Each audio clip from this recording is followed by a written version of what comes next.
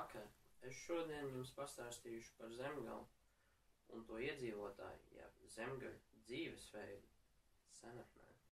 Zemgalijā izplatītākais apmetņu veids bija viensētas, un šajās viensētās visbiežāk tika celtas guļbūvju apbūves. Šī tehnika bija piekopta no 18. līdz 19. gadsimtam, un tā tika plaši izmantot gan Austrumu Latvijā, gan Rietumu Latvijā, jeb Kurzemē un Latgalē. Viensētu ēku izvietojums bija brīvāks, un tam bija vairākas variācijas, bet visbiežāk viensētās dzīvojamā ēka atradās pa vidu, un apkārt tai bija dārzs.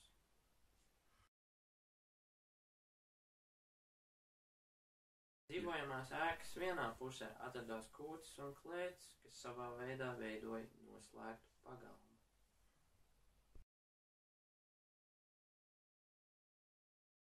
Mazliet tālāk atradās rija, bet pirts atradās nostāk, parasti aiz kūtīm.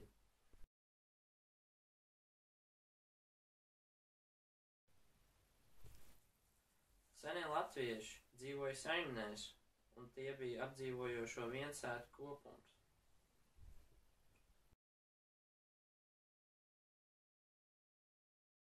Kalpi un kalponis parasti bija nebrīvi cilvēki, kara gūstekņi, un tie dažreiz vienkārši nevarēja apmaksāt savus parādus, tāpēc tie devās pie muižniekiem. Ja kādam zemniekam ir dēls, kas ir gana liels, lai ņemtu savu sievu, tas izraugās kādu no kalpona. Bet ja kādam no citiem zemnieku dēliem iekārojās arī šī pati kalpone, tad notika sena latviešu tradīcija, kas saucās sievu zakšana. Īsumā sievu zakšana ir tradīcija, kurā tiek noskaidrots labāks, piemērotāks un stiprāks vīrs šai jaunajai kalponai. Tomēr vedēji arī varēja vienoties par samaksu ar saimnes tēvu, un ar laiku sievu zakšanu tika nomainīta ar sievu pirkšanu, un tādā veidā sievas kļuva par precēm, un no tā ir radies vārds precē.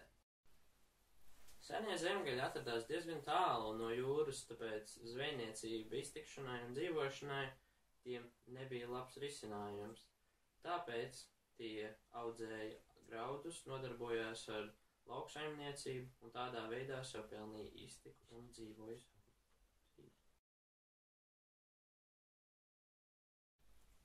Tā mēs apkopojam zemgaļu dzīvi senatnē, viensētās. Pie tās piederēja īpašnieki ģimenes locekļi, un vēlāk pievienojās arī kalpi un kalponis. Šīs guļbūvju celtnes tika celtas Latvijā visbiežāk no 18. līdz 19. gadsimtam, un tās arī parādījās Austrum Latvijā un arī Rietum Latvijā.